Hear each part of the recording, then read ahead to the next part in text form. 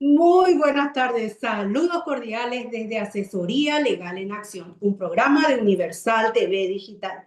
Damos la más cálida bienvenida en esta tarde a nuestra asidua audiencia de Asesoría Legal en Acción. Y en esta tarde tenemos como invitada de lujo, y no vamos a tener nuestra alfombra roja virtual como estamos acostumbrados, pero sí todos estamos invitados a tomar un café virtual con la doctora Laura Berrios.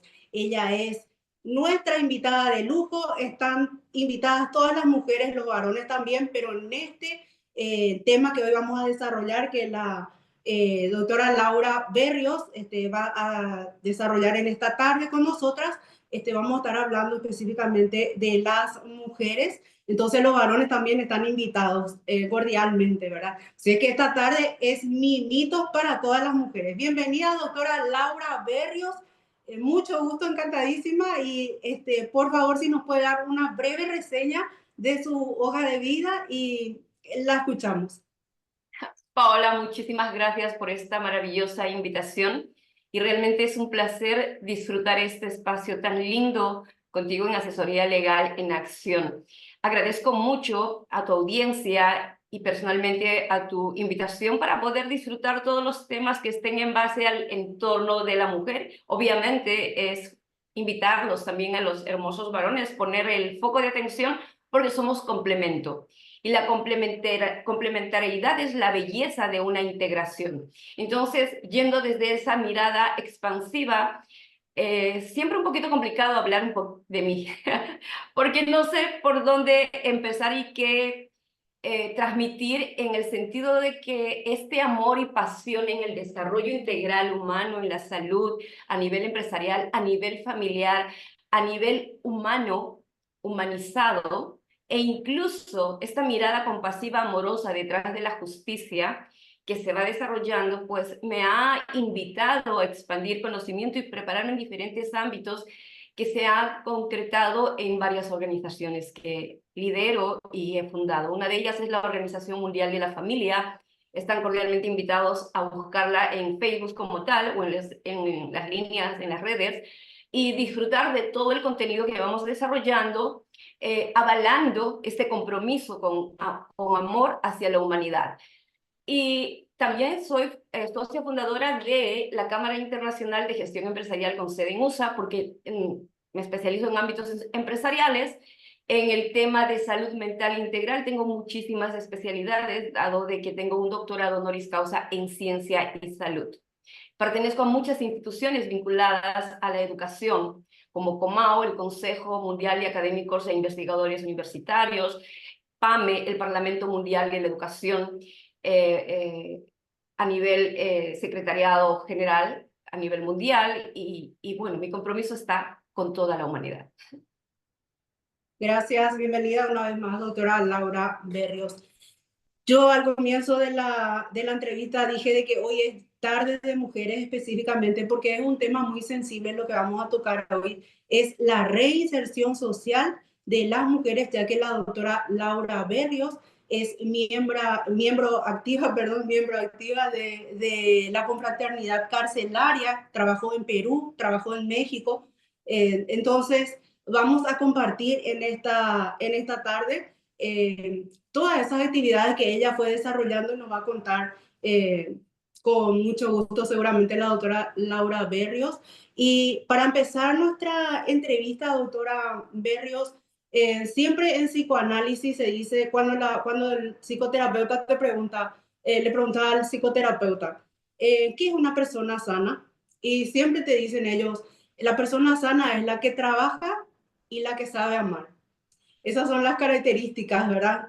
Y creo que el padre del psicoanálisis dejó luego ese emblema más o menos, ¿verdad? Seguro que usted conoce ese tema, pero entre paréntesis vamos a irnos a nuestra entrevista de hoy, las preguntas que nos confiere hoy de la reinserción social de la mujer una vez que cumplió la condena y también cuando tuvieron las famosas salidas procesales antes de ser condenadas, ¿verdad?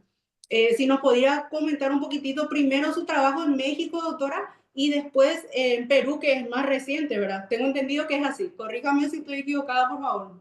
Ok, ante todo, me encantaría mencionar, no soy amante de Sigmund Freud, el padre del psicoanálisis. No Le estoy de conozco, acuerdo con doctora. muchos planteamientos que él ha diseñado y propuesto. Sí, Ya el tema ha evolucionado y sí. esta corriente psicoterapéutica pues no es efectiva y habemos muchos, porque soy psicoterapeuta también, soy investigadora en neurociencia y neurocuántica y también psicoterapeuta en niños, adolescentes, adultos, familia, abordando temas de violencia. Bueno, diría que toda la estructura compleja del ser humano en todos sus procesos de desarrollo, y así tuve el honor de tener la experiencia extraordinaria de ser psicoterapeuta en cárceles de mujeres acá en Perú. El honor de contactar con esa dignidad humana que por historia, por entorno, por ignorancia, se tomaron decisiones inadecuadas. Ese es un punto fundamental a tener en cuenta: la ignorancia, la influencia del entorno, la carencia de orientación, el vacío de este núcleo fundamental que es la familia, y obviamente ignorancia en decisiones erradas, pues les llevó a una condena, a una sentencia, a un juicio que se manifiesta de manera experiencial en la privación de la libertad. ¿Ok? Lo vamos a mirar desde este ángulo. Okay. Más tenemos que tener en cuenta también la salud emocional y mental. Todas estas mujeres, estamos hablando de las mujeres y también de tener experiencia en varones. La humanidad es una, pero bueno, el impacto y el quiebre de la salud emocional es muy grande, porque desde niños no han tenido ese amor, esa presencia, esa orientación. Entonces hay un desborde en todos los aspectos. La agresividad, la violencia nace en el primer ámbito de educación. En esta familia, obviamente desestructurada, con todo, porque el ser humano, ese bebé que viene al mundo en circunstancias difíciles, estamos hablando de situaciones disfuncionales, pues llega ya al desamor, al maltrato. Entonces, con todo este proceso y esta reincidencia, este ciclo vicioso que se da en estos ámbitos familiares, se va generando la mutación en el gen MAO A, en la monoaminoxidasa, y se va creando fisiológicamente, biológicamente alterando a personas violentas y criminales. O sea, tiene una profundidad tremenda en ese aspecto. Toda persona violenta no nació violenta. La persona no nació delincuente. Claro. Es el entorno, es la sociedad. Entonces, regresar esta mirada al origen nos permite prevenir, abordar, entender a esta última fase que acabas de mencionar, la reinserción social. Doctora, sí, Pero, disculpe. Generalmente, sí, disculpe, ¿hable? Sí, sí, sí. esto es lo que te tengo que comentar, es importante. ¿Por qué? Porque esa mujer, bueno, si hablamos de la reinserción social, estamos hablando de la humanidad, del derecho de desarrollarse plenamente, del derecho de resignificar las experiencias erróneas, de reestructurarse, de encontrar la autoestima, la autovalía, la funcionalidad en la sociedad en beneficio de sí, de su familia y del entorno. Estamos hablando a ese nivel. Cuando se sale en ese momento, hay mucho temor, no hay un entendimiento, no hay esta mirada hermosa, compasiva de la historia de este ser humano que intenta reinsertarse en la sociedad, y hay miedo de la sociedad en sí por el historial, ¿no? Y no Sí. encuentran fácilmente trabajo y tienen que desarrollar habilidades. Cuando están privadas de su libertad, hay un esquema donde ellos desarrollan talleres, aprenden manualidades, aprenden. Cuando este sistema sí es funcional, tienen la oportunidad de vida del objetivo de esa privación de libertad. Esa privación de libertad se llama sentencia dado a de un acto delictivo donde la ley enjuicia, procede y hace. Si nosotros seres humanos vamos a tomarnos la libertad de ser los jueces para ejercer un juicio frente al otro, ya estamos invadiendo algo que no podemos. ¿Por qué? Porque no sabemos la historia detrás de la persona. Entonces, cuando yo fui como psicoterapeuta a la cárcel, me gané el amor de las personas que acompañé en este proceso, abrieron su corazón, hicieron un contacto con mi persona y me permitieron acompañar en sus procesos desde la sinceridad, desde el uso de la voluntad, el libre albedrío que siempre está acá en la mente, porque la restricción de privación de libertad es física, más la mente no tiene esa restricción. Entonces, cuando vamos a abordar y a trabajar frente a estos temas, estas vivencias, a cosas terribles, inimaginables, si yo voy con una mente de juicio, de crítica, ya arruiné todo el proceso. Sí, Pero si yo voy doctora. con una mente de entendimiento, de resignificación,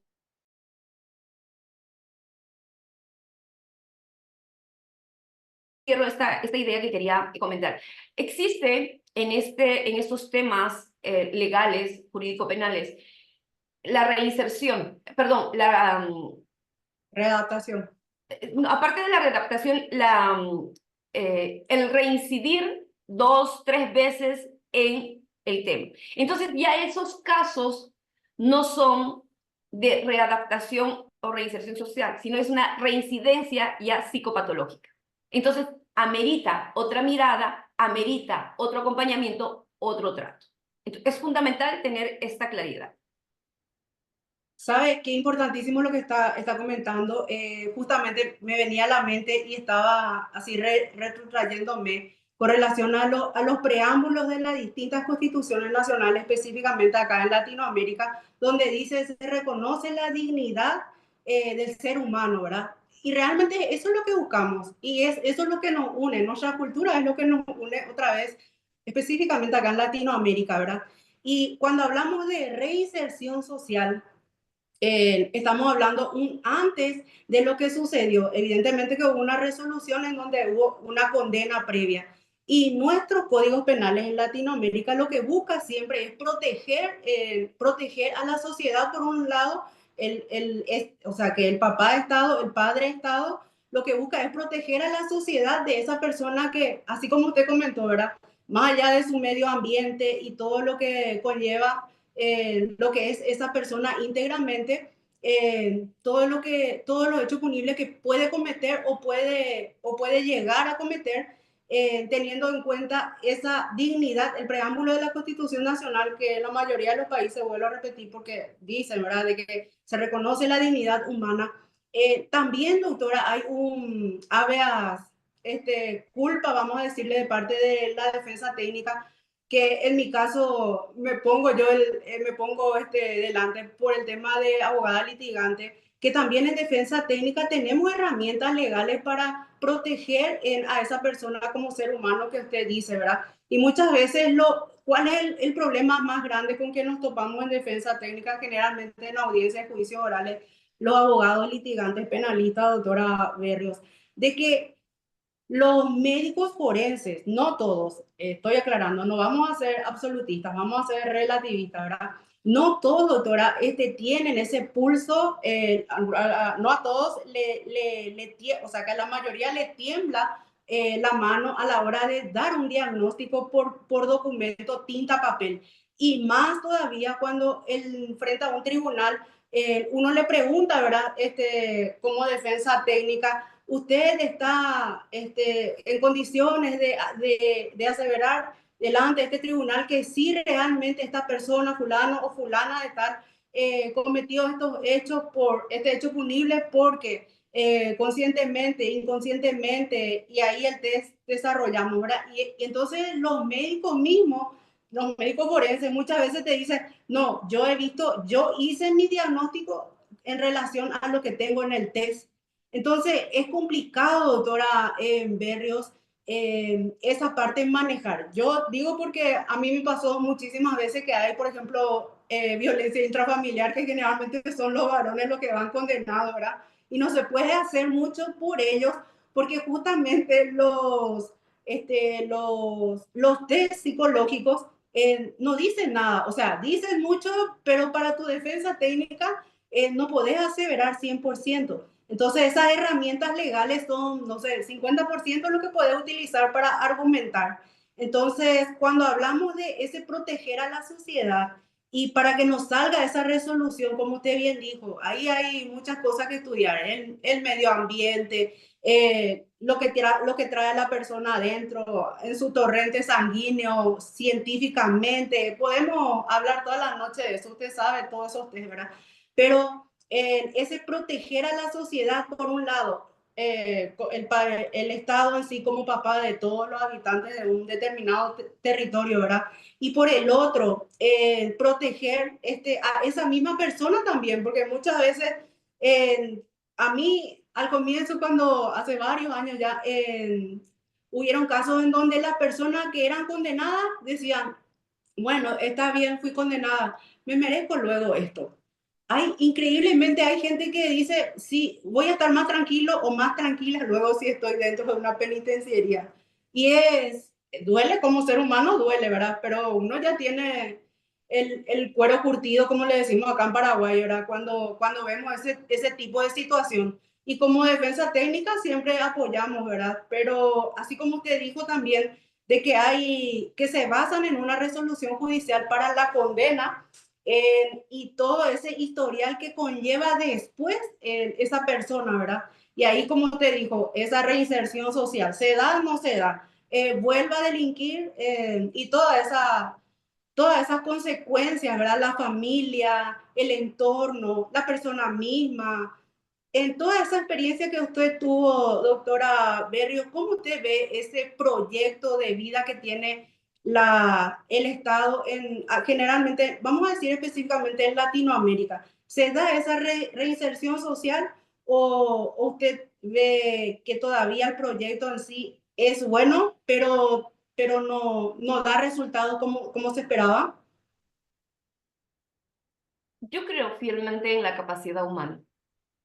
Y cuando una persona ha restaurado su ser dentro de este proceso para la reinserción social, creativamente va a encontrar formas de poder ser productivo para su vida y para sí mismo. Porque tenemos condiciones y vibramos. Dije que soy investigadora en neurociencia y neurocuántica. Vibramos. Si vibramos en amor, en buenas acciones, en buenos sentimientos, esto conecta con la otra persona y le da una coherencia de poder creer y dar una oportunidad. Porque atraemos el estado en que estamos. Y he visto muchísimos casos de estos, donde justamente fraternidad carcelaria, algunas personas que aquí en Perú tenían algún tipo de empresas o emprendimiento, les daban una oportunidad a las personas que salían. Pero ¿qué pasa? Que muchas tomaban la oportunidad y las otras reincidían. Ah, Entonces, aquí ya toca tener una mirada compasiva, pero también con un filtro. sí. ¿Ok? Entonces, ahí te hablaba de que ya cuando el tema es reincidir, ya es un problema diferente, patológico, y se tiene que abordar desde otro ángulo, ¿ok? Para tener claro y no tener con la misma mirada a todos, porque por unos cuantos ya no se les quiere dar la oportunidad a muchos. Sí. ¿Ok? Ahora, detrás de esta persona existe una familia, existen hijos. Si hablamos específicamente de las mujeres, la mujer a las que yo he acompañado tenían un sufrimiento permanente y doloroso como madres de saber a sus hijos a la intemperie.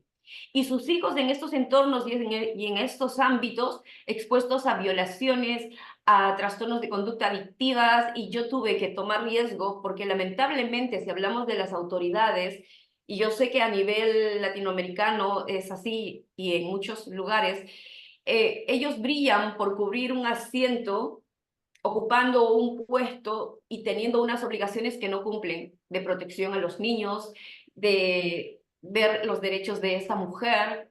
Entonces, tocando puertas, no logré nada. Tuve que yo ir a rescatar a muchos niños a lugares bastante peligrosos. O sea, esa experiencia no la voy a olvidar nunca, pero ese llamado de emergencia me movilizó a ponerme en situaciones riesgosas.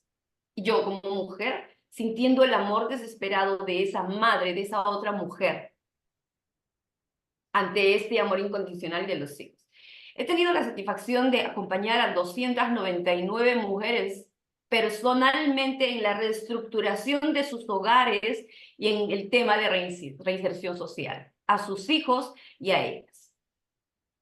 Este ha sido un trabajo arduo, maravilloso de entrega y considero que es un trabajo de amor.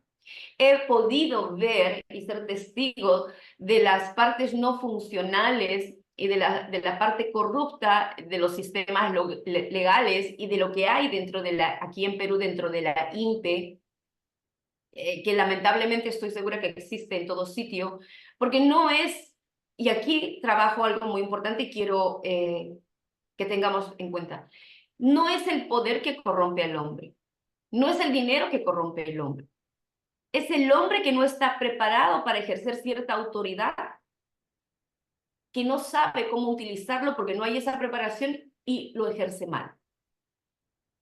La corrupción se da en personas que no tienen educación en todos los ámbitos que implique, sobre todo en un desarrollo importante personal de valores, éticas, virtudes. Porque cuando una persona tiene una estructura fuerte en valores y virtudes, el cargo que tenga lo va a gestionar y administrar dentro de esa prioridad fundamental de bienestar del otro. Y esto no se ve en muchos casos. ¿Con qué también me he encontrado? Con retrasos de ley donde ya se debería dar la indulgencia o estas investigaciones que están en proceso, y la ley con la carga administrativa que tiene no avanza. Entonces, un proceso de investigación que debería ser 6 u 8 meses está en 3 años, 2 años sin sentencia. Y la persona es inocente. Me he encontrado con personas que están privadas de su libertad porque familiarmente hubo una disputa, un caso específico. Era una familia muy estructurada, muy bella, con hijos preciosos, una familia educada y los hijos preparándose para la universidad, pero una disputa familiar donde esta señora tenía al papá, pero el papá ya estaba muy malito, vinieron los hermanos, se llevaron al papá, y ella entró por el amor al papá que siempre lo había tenido y cuidado, pero allí el problema era un departamento. Hicieron tales acciones que la señora llegó por fraude y su esposo en diferentes centros de privación de libertad. Los chicos se quedaron desamparados. Y no había, o sea, no sabía, tuvieron que hacer uso de los ahorros que había y esto se les iba acabando. Tuvieron que buscar trabajo en un McDonald's, en un Cineplanet, para poder sustentar 2 muchachitos de 21 y 19 y una niña de 13 años. ¿Se imagina cómo se quebró todo ese esquema y el proceso que no avanzaba y los abogados que no funcionan si no se les paga? Oh my God. Que también, este es muchos casos. Y otros casos que realmente son sentencias que se están cumpliendo 8, 9 años, 12 años, y la persona está ahí desesperada por salir y afuera no hay quien lo espere. Doctora Berto, Sí. usted como estuvo ahí cerquita trabajando con esas personas, desde el punto de vista de enseñanza y de aprendizaje, ¿cómo ve ese proceso que tienen las personas dentro de la penitenciaría? ¿Es acompañado, no es acompañado? ¿Están sostenidos física, mental, espiritualmente? ¿Cómo le ve usted como trabajadora con relación a esas personas que están privadas de su libertad? Específicamente, más allá si es mujer o varón, pero generalmente las mujeres, ¿cómo afrontan esa situación de desapego de su familia? Ese trance que generalmente tienen, ¿verdad? Aquí en Paraguay, por ejemplo, tenemos en las penitenciarías de mujeres que quedan con la mamá hasta, vamos a suponer que está embarazadita la señora, entonces están en estado de gravidez y nace la criatura y hasta los 2 añitos tienen su guardería con ella. Y después se desprende, ¿verdad? Va con la abuela, con los tíos y así sucesivamente. Seguro que en todas las penitenciarías es así, ¿verdad? Con más o menos protocolo. Pero a lo que yo me refiero es usted que vive cerca, o sea, vive experiencias muy altruistas, muy humanistas con cada una de estas mujeres. Usted ve ese proceso de ellas que va siempre, como se caracteriza, ¿verdad? Cada mujer. Yo siempre digo que las mujeres tenemos muchas virtudes y que en el proceso de nuestro peregrinaje, de nuestro camino aquí, vamos desarrollando, ¿verdad? Entonces, a eso específicamente me refiero. Si usted como terapeuta ve ese acompañamiento de virtudes que tienen las mujeres o muchas veces ese mismo lugar que les despierta esas virtudes y que a partir de ahí hay un antes y un después. De hecho, hay un antes y un después, pero esa persona cuando vuelve, indistintamente si es mujer o varón, ¿verdad? Sale volver a la sociedad, volver a la familia, ¿ya tiene herramientas? ¿Usted cómo ve esa parte, doctora Berrios? En Perú, ahora yo ya me retiré de fraternidad carcelaria de Perú y he estado dando conferencias en cárceles en fraternidad carcelaria virtualmente en México. Más de este acompañamiento directo ya me retiré, ¿ok? Pero tuve, como te dije, la oportunidad de acompañar a más de 200 personas en este proceso de reinserción con sus familias y todo ello. Yo considero y aquí como investigador en neurociencia y especialista en todo esto, pues el cerebro femenino tiene una arquitectura, un diseño muy importante que lo hace mucho más creativo, resiliente, empático, emocional, amoroso, y la mujer de por sí en muchas conferencias donde se dice la mujer hay que empoderarla, la mujer no hay que empoderarla, la mujer de por sí ya es poderosa. Lo que tiene que hacer es, y en estas oportunidades ellas contactan con todo este poder y esta estructura interna maravillosa, que el diseño de su propio cerebro les da en ventaja al cerebro masculino, ¿verdad? Y sacan toda esta capacidad tan hermosa que tienen para desarrollarse y enfrentar momentos adversos de vida. ¿Y cuál es el pilar más grande de un ser humano en general? En general. ¿Y dónde se agarra la mujer con mayor sensibilidad? De la fe, del amor, de la espiritualidad. Sí he visto que hay mucha asistencia espiritual, mucho trabajo de servicio de amor espiritual, independientemente cuál sea la religión.